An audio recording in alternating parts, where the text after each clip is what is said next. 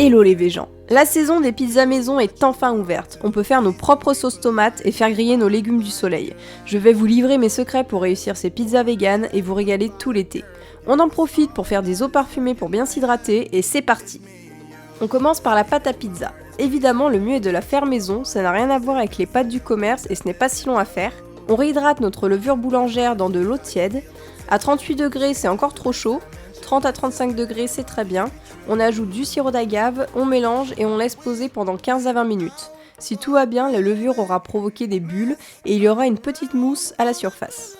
Pour la pizza, une farine blanche rend la pâte plus moelleuse et elle montera plus facilement. Pas de farine complète, de chou-fleur ou de polenta, c'est la bonne vieille méthode qui marche. D'ailleurs, pensez aux pizzerias pour manger végétalien à l'extérieur. Demandez la végétarienne sans fromage et assurez-vous que la pâte ne contienne pas d'œufs. Normalement, ce n'est pas dans la recette classique, mais certains restaurateurs en mettent quand même. On mélange la farine avec le sel, on y ajoute notre préparation avec la levure et l'huile d'olive. On pétrit. J'utilise un robot, mais vous pouvez bien sûr le faire à la main en farinant votre plan de travail, et ça vous fera les bras pendant 10 minutes. Moi, j'utilise la méthode de la flemme. Une fois qu'on obtient une jolie boule, on badigeonne la pâte avec de l'huile d'olive pour éviter qu'elle ne sèche, et on peut la recouvrir d'un torchon propre légèrement humide pour la laisser reposer.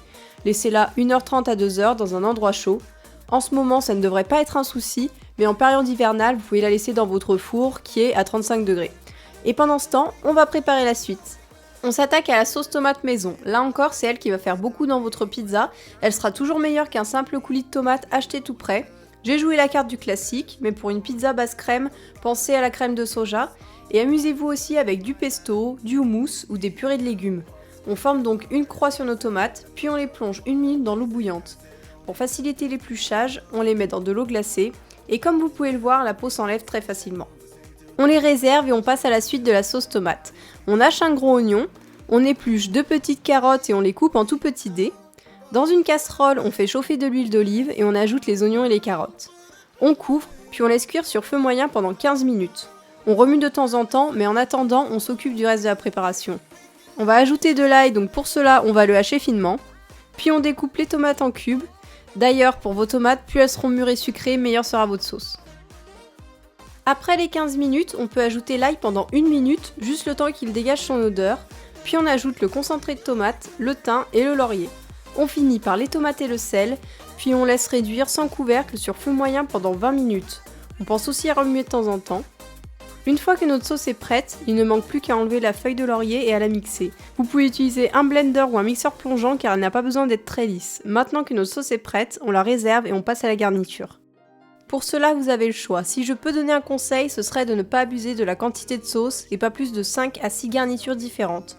Oui, je suis un peu la Christina Cordula de la pizza avec toutes ses règles et je comprendrais tout à fait que vous m'en vouliez. Ici, j'ai choisi de faire griller des poivrons, des aubergines et des tomates cerises. Je fais griller mes tomates cerises avec de l'huile d'olive, du thym, de l'ail semoule et du sel. Pour les aubergines et les poivrons, je les fais revenir dans l'huile d'olive avec du sel et du thym. Je trouve ça meilleur que de ne mettre que des légumes crus avant d'enfourner. Et j'ai aussi coupé des champignons à lamelles que je fais mariner dans un peu de tamari et d'huile d'olive. Ensuite, j'ai choisi de mettre du fromage vegan, mais ce n'est pas obligatoire, même si c'est vrai que ça apporte du fondant et de la gourmandise. Je prends la mozzarella qu'on trouve en magasin bio et elles font très bien. Bon, je ne peux pas trop vous conseiller de râpés végétaux, hormis le Violife spécial pizza qui est très bien mais qui se trouve sur internet, parce que j'ai remarqué que la majorité des râpés végétaux grillent et sèchent avec une température du four élevée. Et c'est tout sauf ce qu'on veut en fait. Alors maintenant que tout est prêt, c'est le moment fatidique. Est-ce que ma pâte à lever ? Ouf, ça va. Elle est nickel, on voit bien qu'elle a doublé de volume et qu'elle est très aérée. Bon, et si jamais c'est le cas, si jamais elle n'a pas monté pour vous, elle sera toujours bonne et meilleure qu'une pâte du commerce, vous inquiétez pas. Et maintenant, on la pétrit, on la malaxe, bref, on la façonne pour faire un disque. À la main ou au rouleau, c'est comme vous voulez, tant que vous l'aplatissez, moi ça me va. Pour la cuisson, j'aime bien utiliser une grille perforée que j'ai trouvée dans un magasin de déco. Ça permet d'avoir une meilleure cuisson, mais ce n'est pas obligatoire. Hop, on pose notre pâte dans le moule et on verse notre sauce tomate. On ajoute nos oignons crus, nos champignons marinés, nos aubergines, nos poivrons, la mozzarella, les tomates et les olives noires.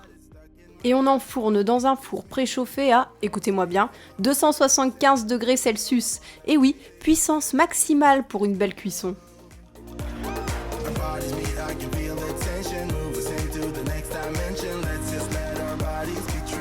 Et voilà le travail, on y a mis tout notre cœur et maintenant vous savez tout. La pizza vegan n'a plus de secret pour vous et vous allez épater votre famille, vos amis ou simplement vous-même cet été. Bon, je fais ma supportrice avec mon maquillage de la France sur la joue, même si je n'aime pas le foot et d'autant plus cette année quand je sais ce qu'a fait la Russie au chien errant avant la Coupe du Monde. J'espère que ma vidéo vous a plu, si c'est le cas pensez à liker et à vous abonner. Je vous laisse aussi me suivre sur les réseaux sociaux et sur le blog où je poste des articles et je vous dis à bientôt pour de nouvelles aventures véganes.